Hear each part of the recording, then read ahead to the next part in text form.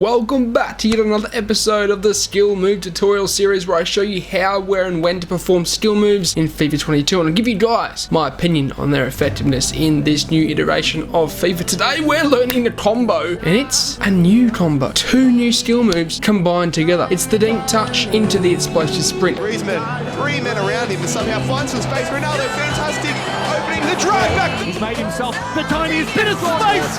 Almost feels like a bit of a taunt. Didn't really go for him. The display there is absolutely ridiculous. The Elastico on the goal line. On the goal line, the finest. We of talked about margins. Aussie Super. He's not here to make up the numbers.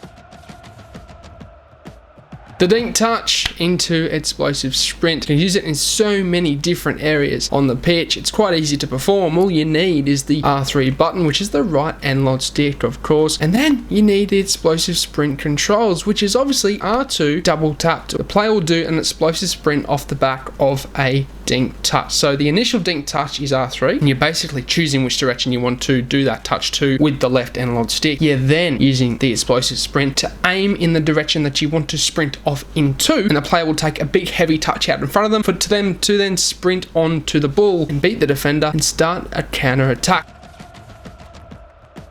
The best place, in my opinion, on the pitch in FIFA 22 is on the wing, and there's not really an area of the pitch that I can dedicate this to, but I'm going to say it's wherever the defensive line is, whether it's up on the halfway line, whether it's halfway between the halfway line and the 18-yard box, or whether it's just on the 18-yard box. Wherever your striker is receiving the ball and they're on the edge of that defensive line, that's where the best place for this skill move combo is to perform in FIFA 22, and it's because you can take it either direction away from the defender who's approaching you and basically burst into the gap, which is available in between the defense. And on the wing, again, so useful for taking the ball away from the wing back who might be approaching you and then bursting up the wing with that touch.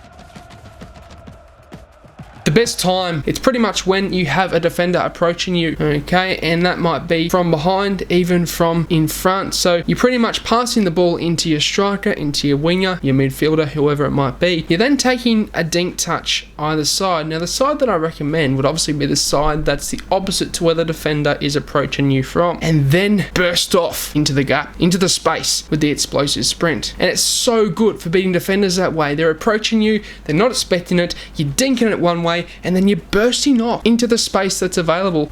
My god, as you've seen from some of the clips here, lads, it's super effective in FIFA 22. Look, in my opinion, it's a very overpowered skill move combo. It's going to get around a 4.5 for me out of 5 because honestly, I've used it time in, time out throughout this early stage of FIFA 22, and my god, is it overpowered in this game. But that will signal the end of the episode. I hope you guys enjoyed it. Can we drop a like, subscribe if you haven't, and also check out my other socials including Instagram and TikTok and Twitter. I'm doing tutorials over there as well, okay? They're snapshot tutorials of the tutorials I'm doing on YouTube, alright? So you can come on here and watch the more in-depth ones, but they're on Reels, they're on TikTok, okay, for you know, the For You page. So be sure to go and check them out.